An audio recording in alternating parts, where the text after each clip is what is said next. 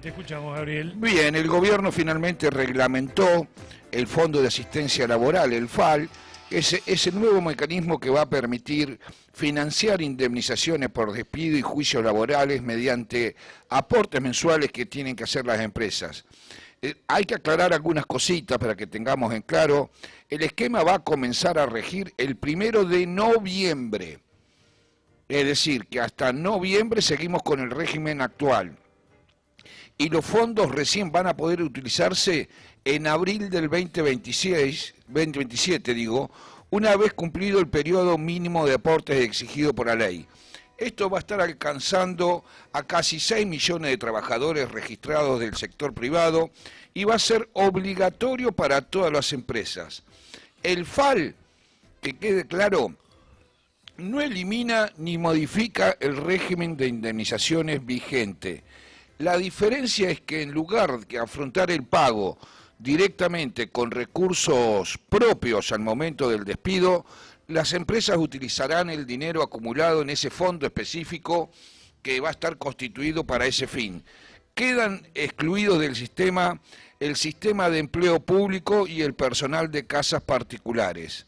Las compañías deben realizar aportes mensuales y atento con esto, que van a ser administrados a través de fondos comunes de inversión o fideicomisos financieros autorizados por la Comisión Nacional de Valores. Cada empleador va a tener que abrir una cuenta individual con patrimonio separado y exclusivo para cubrir sus obligaciones laborales. Así que ya vayan averiguando, si sos empleador, ya vayas averiguando en el banco para que te vayan abriendo una cuenta comitente, como se llama, para poder cumplir con esto a partir de noviembre. La clave del sistema es, vuelvo a repetir, va a alcanzar a casi 6 millones de trabajadores, será obligatorio para todas las empresas privadas, las grandes compañías van a aportar un 1% de la masa salarial que hoy destinan a la seguridad social, las pymes tendrán que aportar el 2,5% mensual del sueldo del trabajador, va a cubrir las indemnizaciones por despido y los juicios laborales, y los fondos solo podrán invertirse en instrumentos emitidos y negociados en Argentina, es decir, acciones y bonos argentinos, nada de extranjero. La reglamentación también establece que ARCA va a ser la encargada de recaudar y transferir los aportes a las entidades administradoras elegidas por cada empresa, y para ello cada empleador deberá informar un identificador específico denominado ID FAL que permitirá asignar correctamente los recursos de su fondo. Cuando corresponda abonar una indemnización, esta entidad administradora tendrá un plazo máximo de 5 días hábiles para transferir los fondos al trabajador, una vez presentada la documentación que se va a requerir, y además las cuentas utilizadas por estos fondos están exentas del impuesto al cheque.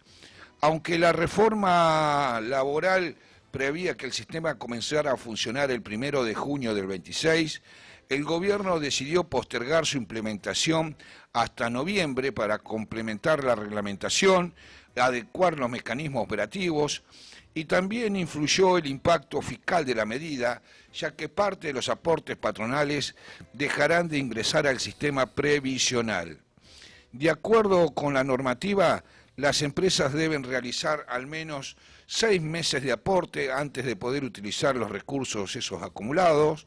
Por ese motivo, el Fondo de Asistencia Laboral recién estará disponible para financiar indemnizaciones en abril del 27, siempre que los empleadores hayan cumplido con las contribuciones exigidas. Vuelvo a repetir, muchachos, esto es obligatorio para todos los que tengan empleados, es obligatorio para todos, vayan asesorándose, vayan averiguando, porque cuando queremos acordar estamos en noviembre y esto se nos viene encima. Cambiamos de tema. La morosidad se extiende en todos los segmentos del financiamiento, al sector privado en especial, pero se percibe con mayor énfasis en los créditos otorgados por entidades no financieras. En particular, la semana pasada se conoció que casi la mitad de los préstamos otorgados por comercio de electrodomésticos sufren atrasos en los pagos. De acuerdo con datos del Banco Central, el ratio de irregularidad en este tipo de créditos ascendió a más del 40%, 44%, y fue la segunda línea de mayor morosidad entre los proveedores de financiamiento no financieros, solo detrás de la categoría Restro. Además, en la FinTech la cifra estuvo en el 26%, similar al promedio general. Estas entidades no financieras explican el 17% del crédito total privado. Asimismo, en los últimos 4 años, la cantidad de empresas de este tipo creció un 30%. Actualmente comprende unas 585 empresas, entre las que se incluyen cooperativas, mutuales, fintech, compañías de leasing y vendedoras de electrodomésticos.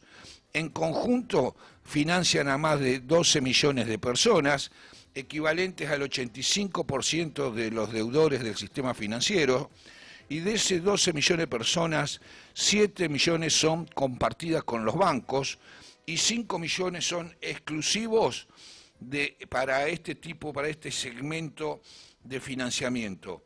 Este último dato está mostrando la importancia que tienen estas empresas en términos de inclusión financiera al alcanzar individuos que quedan excluidos del sistema tradicional.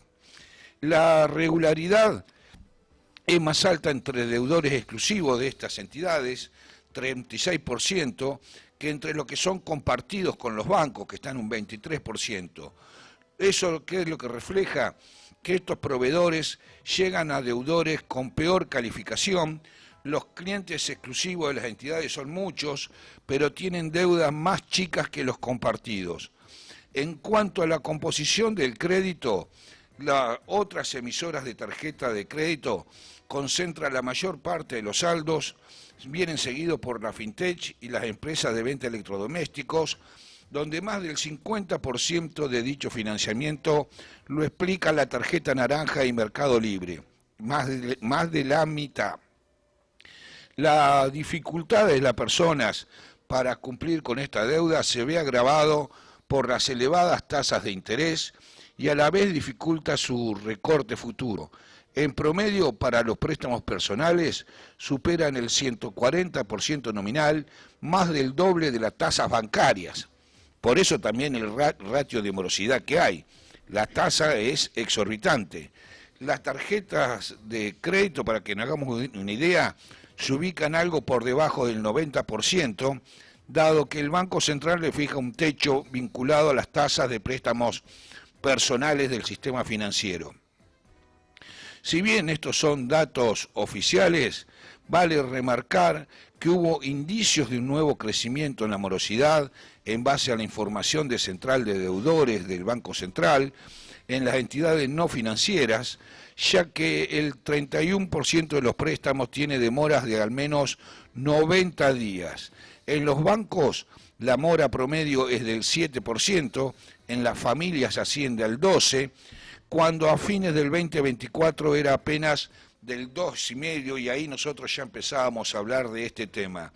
Si bien parte este salto se explica por el crecimiento mismo de la cantidad de créditos otorgados por las financieras, el bajo nivel de salarios está jugando un rol clave.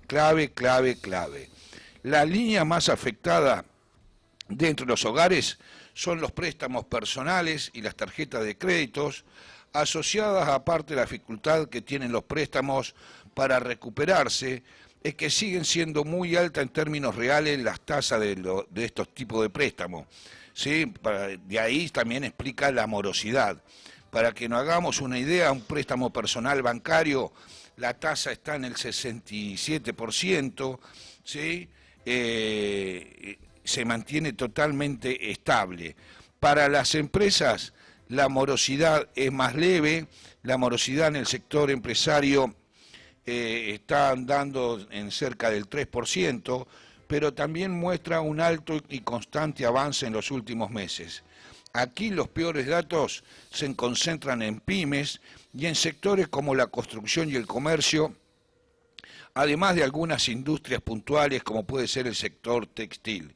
Pero este tema, muchachos, sigue siendo preocupante, no baja el grado de morosidad, al contrario, todos los meses estamos dando noticias de que sube un poquito y que sube un poquito y que sube un poquito, y entonces esto ya genera mucha, pero mucha preocupación.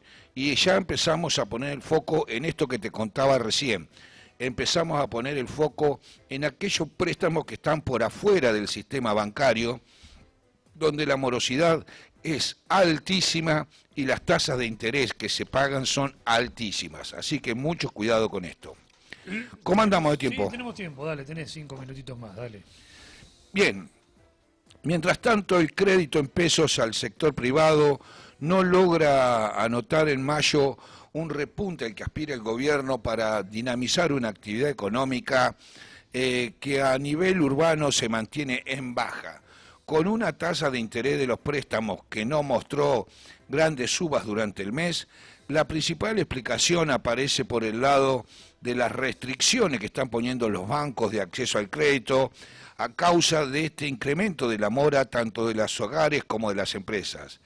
Así, el crédito en pesos al sector privado anotó una caída del 0,1%. En crédito en pesos al sector privado siguió sin repuntar en mayo, tras la caída de abril, que fue del 1,5%. La variación mensual real fue del 0,1%, y las tasas activas se mantuvieron estables, así que el estancamiento responde principalmente a condiciones de otorgamiento más restrictivas, producto de que la mora sigue subiendo. Los impagos de las empresas y los hogares efectivamente no dejaron de crecer el último año.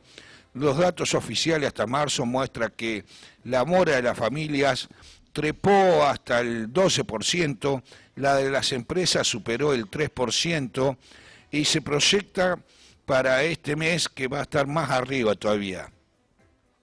En total, en el sector privado, el incumplimiento en promedio está en el 7%, y esta creciente mora, que en parte se explica por la caída del poder adquisitivo de los hogares, que redujo la capacidad de pago, y también por el impacto que ese menor ingreso real tiene sobre el consumo, es decir, la demanda de las empresas que en forma creciente vienen reportando dificultades para cumplir sus pagos crediticios de salarios y proveedores, entre otros. El crédito en pesos a las familias cayó un 0,3%, y el mayor retroceso fue en los préstamos personales, mientras que el financiamiento de bienes durables se sostuvo.